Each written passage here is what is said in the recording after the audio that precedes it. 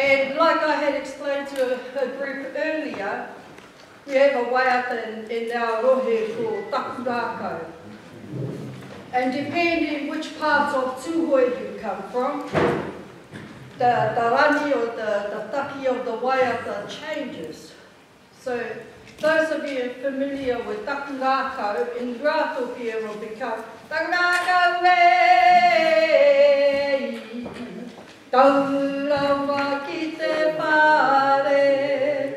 And if you're ever at Ruatahuna, they will say, takurākau rei.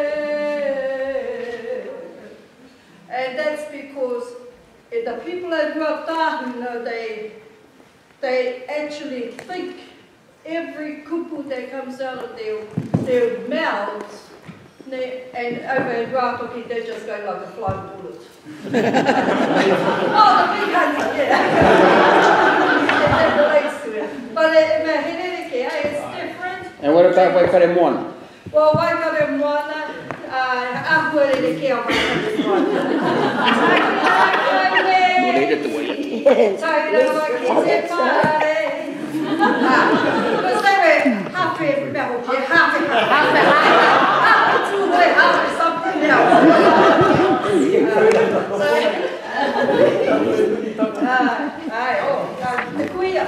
Half and half. Yeah, Nancy was from Waikare Moana, the kuia o te whare. Oh, yes, But anyway, the kupu of this waiata was when we went to when we were at Opoti, and the minister did his haere ki te rohe, and ka tono mai, he asked, he wants a waiata tari. For us to compose a waiata that with te puni kōkiri standing behind him, with him, it's not from any other iwi. That's what he has asked. He made it very clear to us, he's not the minister for Te Arawa, but he is the minister for Te Whanaketanga Māori. So we're the minister Māori, and he wanted us to create our own identity. And we sort of grappled with some of those who had got a bit of hoha. I got to say, we got hoha with it. But then again, when we came together, the leadership we at Takapuahia, he made it very clear that he had asked us to he wanted this and that. E whānau waiata, he wants for them, and he wants a waiatahuan just to support his hui within little groups. And with whānau ora also, I suppose there are all these little groups he meets within the community. A haka, and he also wants like a manawa wera in there. So while I had these kupu here that came my nā whai kōrero ata pāpai, because everybody else uses the same kupu, you can't say, yeah, nā, nei tito te waiata. You can't claim that kind of ownership because it's not different, it's not unique. Because they're commonly used when koroa stand to do whai kōrero. But just some of the words may be slightly different and maybe not as common. Mōne hutana, koia tēnei, this is this person. And there has been a lovely, beautiful translation or interpretation on our intranet, and it's inua tahuna kupu. I didn't do that. I can't speak English that good. He rawe, it's inua tahuna. But just in the literal, transliteral stage of things, koia tēnei, this is that person, the deceased. Te mōne hutana is te mati. Yeah. That is that person, the mati. Te whakapuaki, who has opened. Whakatūwhera, who has opened. Te ara taurua. Te ara taurua is that journey that everybody, te huna mate takes. The pathway that the huna mate takes. So the long pathway, that long. ki ngā pai mauna, and we have a belief in Mātātua that when a person passes over, they go back to their familiar places. And normally they're walking on their pai mauna. Because those pai mauna is where the ancestors are. And that's, you know, mauna is very sacred to the Māori. Because we believe that. We believe it. Well, we believe it at Mātātua anyway. And he koe at the tini me te manu. All the boys that will do whaikoro will know that those are lines that you use in your whaikoro anyway when you mihi to your mati. You're mihi to them, you're farewelling them on that same pathway, the tini and the manu. Hands up those that know the word tini and manu. Hea tērā? Michelle? The tini and the manu, you know, the hundreds and thousands, the many people, ka pai, tino pai. Kia tau ki te toka o Maumahara. So when you're going on your pai mauna, your mountain ranges, you reach the highest peak, which is normally your mauna. Your mauna hikurani, my mauna pohatu, your taranaki. And sometimes, you know, our mauna, taranaki's up there and we're looking at our mauna. But it's still a mauna.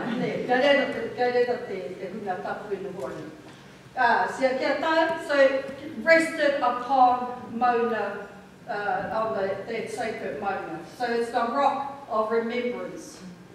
Toka o Maumahara. E kani nei e te haumaranai mati.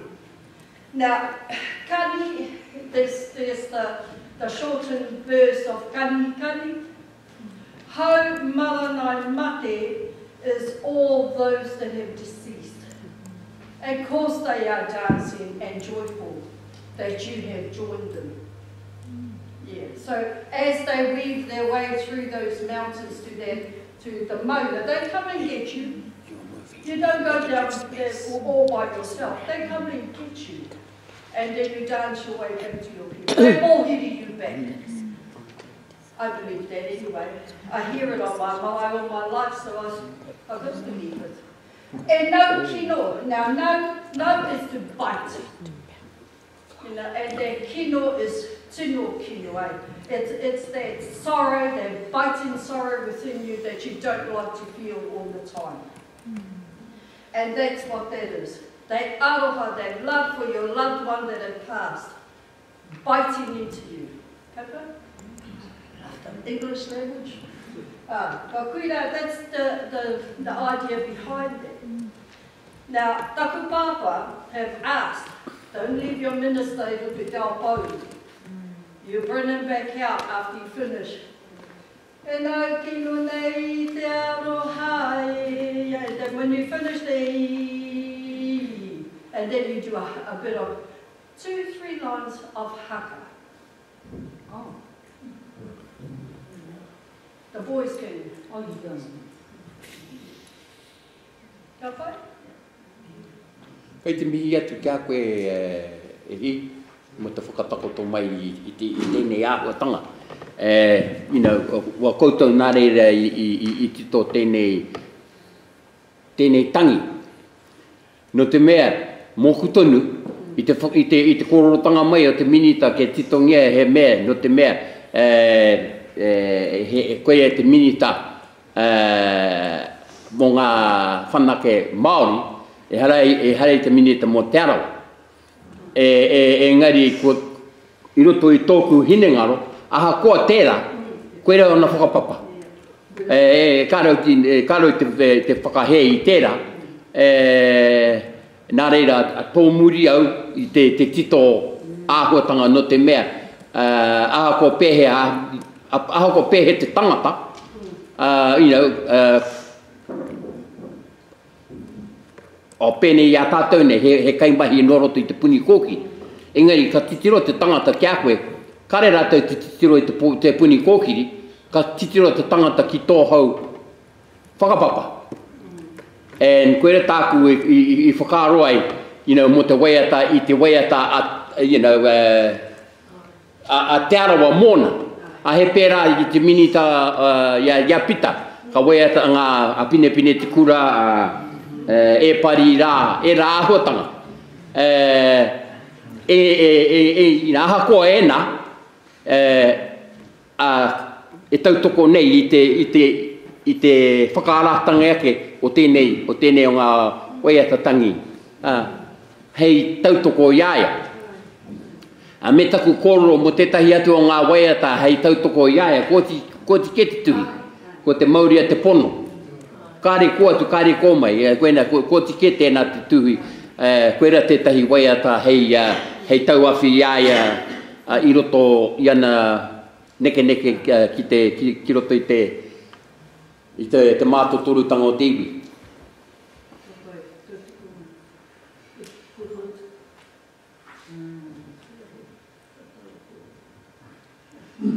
Aoe, kia ora. E tika ki nana. Koe na te whakaro. Koe no ki o ki wana tana koroa kia, ane koe wai tangene e hiria. Wai waki tana whakapapa tana taha ki tiaro. Rore na ka araki ko tēnei. Te whakaro pia me haere ki tō whakaro ka hana mo te tai ake no mōna, ia e tiki tana whakapapa. Ana kotoru e rā, kotoru e rā. Ana koe rā pēta ka me hana mo te tai atu, ka hei atu tēnā whakapapa ki pia, rani wewe. Nā kuhi oro ki te whakata, koe rā oro ki te whakapapa. So basically what Harry was saying, it was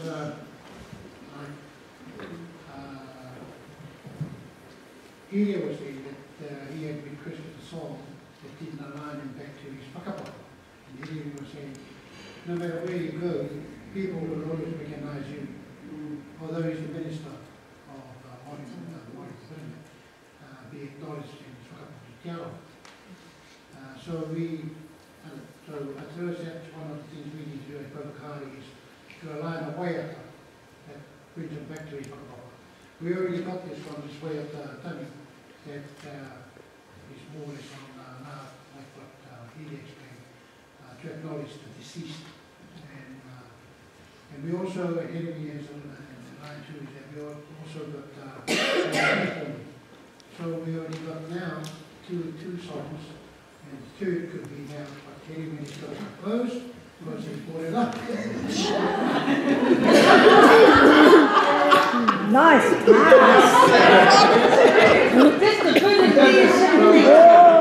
Anticipating leadership. Now, and then we can work on that. And of course, the haka. It doesn't have to be like he said, it doesn't have to be a haka.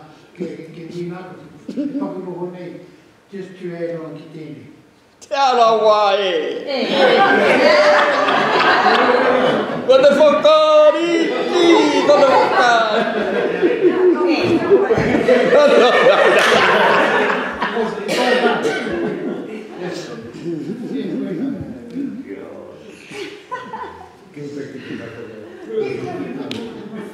We'll just give it one more one.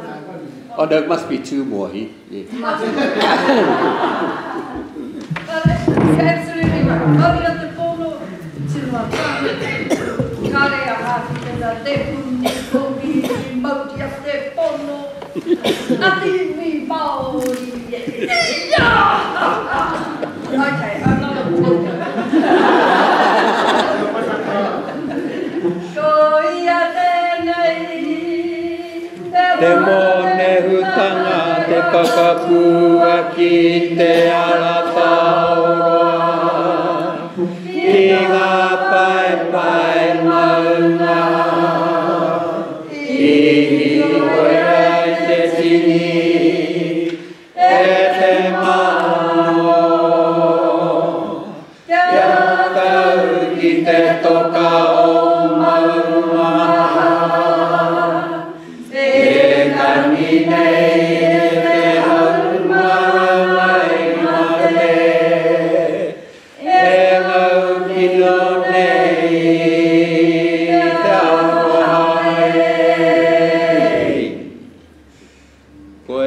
tēnei.